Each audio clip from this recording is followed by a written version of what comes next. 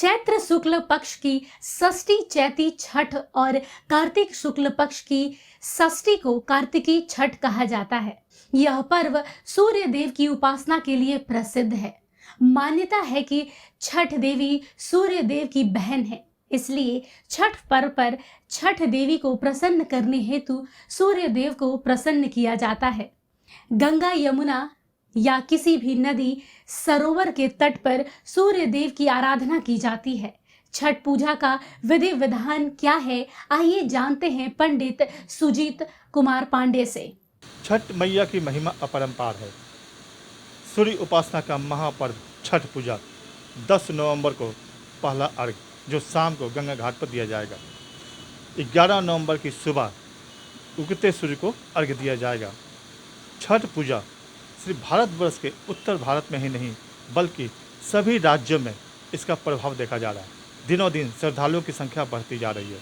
छठ पूजा की विधि विधान के बारे में बहुत लोगों को पता है तो बहुत लोगों को नहीं भी पता है। आइए हम जानते हैं पंडित सुजीत कुमार पांडे जी से, ये क्या कहते हैं।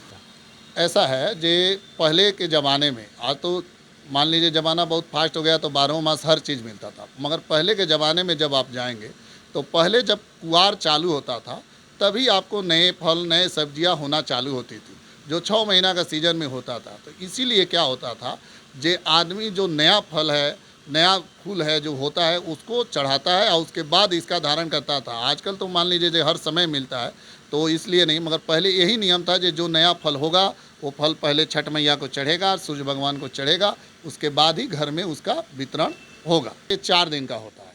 पहला दिन होता है नहान धोआ, नहाए खाए होता है। मन नहाते हैं आदमी, लौकी की सब्जी बनती है और उसको खाते हैं। जो व्रत करते हैं वो लौकी की सब्जी बनेगी और उसको खाएंगे। और उसके बाद दूसरा दिन होगा खरना। उस दिन रोटी बनेगी और सब्जियां जो बने, माने आलू की सब्जी बने जो बने, और मीठे का गुड़ का जो है रसियाव बनता है। माने वो अपने यहाँ खीर भी बोलते हैं, मगर वो मीठा में रसियाव बनेगा, उसमें दूध नहीं डाला जाता। आजकल लोग दूध भी डालते हैं, मगर नियमता है जो उसमें दूध ना डाला जाए। उसी से वो मीठे का और जो खीर बनेगा उससे रोटी और सब्जी जो व्रत करता है वो आदमी खाएगा। साल में कितनी बार छठ पूजा का आयोजन किया जाता है? साल में देखिए मेन तो है आपका यही छठ पूजा, जो कार्तिक में जो छठ पूजा होता है तो मेन यही है, कार्तिक का ही मेन छठ पूजा है।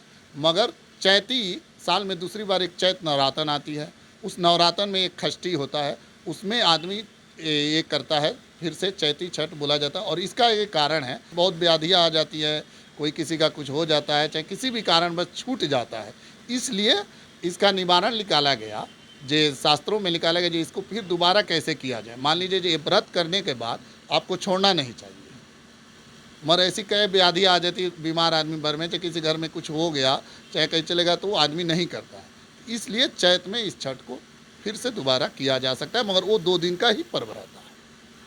महिलाओं का पर्व तो बहुत है, लेकिन छठ पूजा में ऐसा खास क्या है? छठ पूजा में देखिए महिलाओं के लिए इसलिए माना गया है कि ये जो छठ पूजा है, छठ पूजा में आपको 2 दिन जो है पानी भी नहीं पीना है। मतलब कि आपको नहीं कहीं निकलना है, न कहीं जाना है, और पानी भी नहीं पीना है, मतलब टोटल ही उपवास। इसलिए महिलाओं से ही संभव है, मर्दों से पूजा नहीं हो सकती है। और क्योंकि महिला इसलिए करती है कि आपको मैंने पहले बताया, जो सूर्य भगवान ने जिस औरत ने एक चालू किया था बहुत सालों 1000 साल पहले, चाहे जो भी, तो उस औरत को उन्होंने अपना बहन माना था। उसने जब चालू किया तो उसने पानी तक भी नहीं पिया था। इसीलिए इस छठ पूजा का निखंड छठ पूजा ये होता है, इसलिए औरतों को ज़्यादा। तो ऐसे आप मर्द भी करते हैं, आज के ज़माने में बहुत लोग भी करते हैं, मगर नियमतः औरत के लिए ही है। कहा जाता है कि कार्तिक के पवित्र महीने में सूर्य को अर्घ देने से पूरे साल सूर्योपासना का फल प्राप्त होता है। इस महीने में षष्ठी तिथि को अस्ताचलगामी सूर्य को अर्घ देने से सुख संपदा की प्राप्ति होती है।